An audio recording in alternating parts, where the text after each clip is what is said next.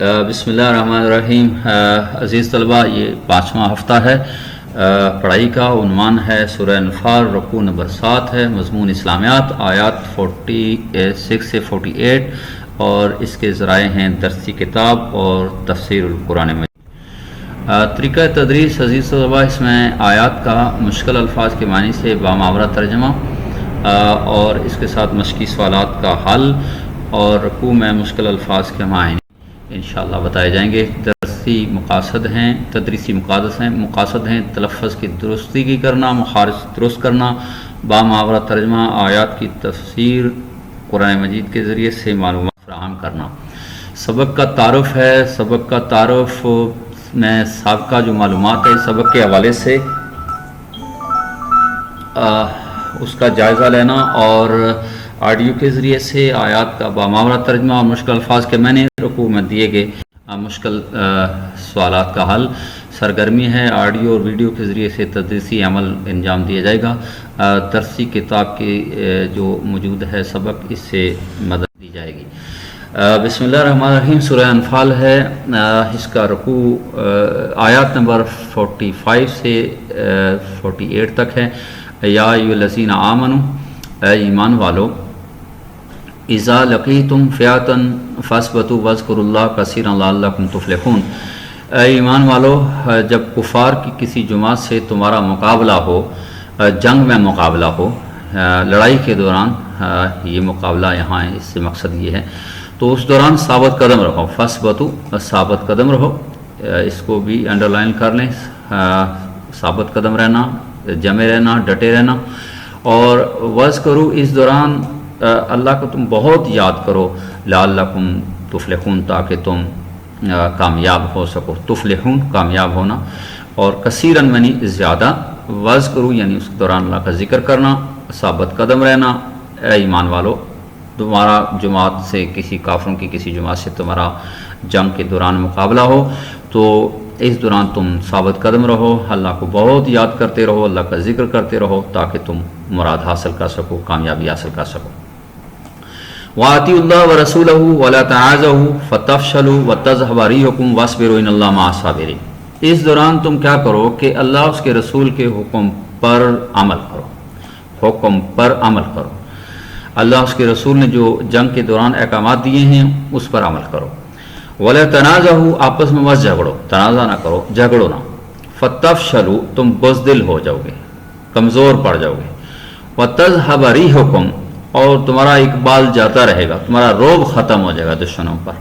وَاصْبِرُوا، اور تم صبر کرو، اور اس لیے کہ ان اللہ مع الصابرین، اللہ صبر کرنے والوں کا مددگار ہے۔ وَلَا تَكُونُوا كَالَّذِينَ خَرَجُوا مِن دِيَارِهِمْ بَطَرًا وَرِئَاءَ النَّاسِ لِيَصُدُّوا عَن سَبِيلِ اللَّهِ وَاللَّهُ بِمَا يَعْمَلُونَ مُحِيطٌ۔ وہاں میں نہیں ہوتا ہے، اور ان لوگوں جیسا نہ ہو جانا جو کہ اتراتے ہوئے حق کا مقابلہ کرنے کے لیے اپنے گھروں سے نکلے، یعنی بدر کے میدان کے لیے نکلے تھے کچھ منافقین مدینہ، وہ لوگوں کو دکھلا رہے تھے کہ ہم بھی نکل رہے ہیں، حالانکہ وہ نہیں جا رہے تھے، بلکہ وہ یہاں تک کہ خود بھی نہیں جا رہے تھے، بلکہ وہ یصدون عن سبیل اللہ، وہ دوسرے لوگوں کو بھی اللہ سے روک رہے تھے، یعنی بدر میں نہ جانے کے لیے ان کو روک رہے تھے۔ اور یہاں اللہ کریم نے ان کے بارے میں ذکر کیا اور فرمایا کہ واللہ بما یعملون محیط، اور جو تم کام کر رہے ہو اللہ اس پہ احاطہ کیے ہوئے ہے، اللہ کے علم میں ہے۔ وَإِذْ زَيَّنَ لَهُمْ الشَّيْطَانُ أَعْمَالَهُمْ وَقَالَ لَا غَالِبَ لَكُمْ الْيَوْمَ مِنَ النَّاسِ وَإِنِّي جَارٌ لَكُمْ فَلَمَّا تَرَاءَتِ الْفِئَتَيْنِ نَكَصَ عَلَى عَقِبَيْهِ وَقَالَ إِنِّي بَرِيٌّ مِّنكُمْ إِنِّي أَرَىٰ مَا لَا تَرَوْنَ إِنِّي أَخَافُ اللَّهَ وَاللَّهُ شَدِيدُ الْعِقَابِ۔ جیسے کہ آپ کو یہ معلوم ہے کہ جو ابو جہل کا لشکر تھا، جو کفار مکہ کا 1000 افراد پر مشتمل تھا، انہیں شیطان لے کر آیا وہاں پر، انہیں خوب حوصلہ دیتا رہا کہ میں تمہارے ساتھ ہوں، اور جو تم کام کر رہے ہو یہ بہت اچھا کام کر رہے ہو۔ وَإِذْ زَيَّنَ لَهُمُ الشَّيْطَانُ أَعْمَالَهُمْ، اور شیطان انہیں جب ان کے اعمال انہیں اچھا کر کے دکھائے، خوبصورت کر کے دکھائے کہ تم بڑا اعلیٰ کام کر رہے ہو، کہ مسلمانوں کو آج تم دنیا سے ختم کر دو گے۔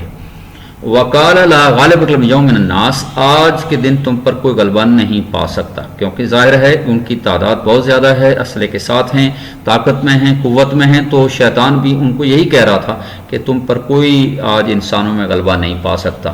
انی جارن، میں تمہارا حمایتی ہوں، دوست ہوں، تمہارا حمایتی ہوں۔